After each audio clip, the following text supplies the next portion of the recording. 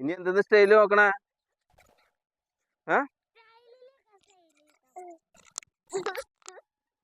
Style മതിയാ? എങ്ങനെയുണ്ട്?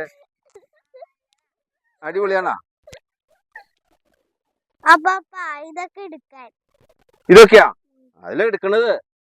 ശനിയാഴ്ച ദിവസങ്ങളില് പിള്ളേര് മീനെ പിടിക്കാൻ മഞ്ഞ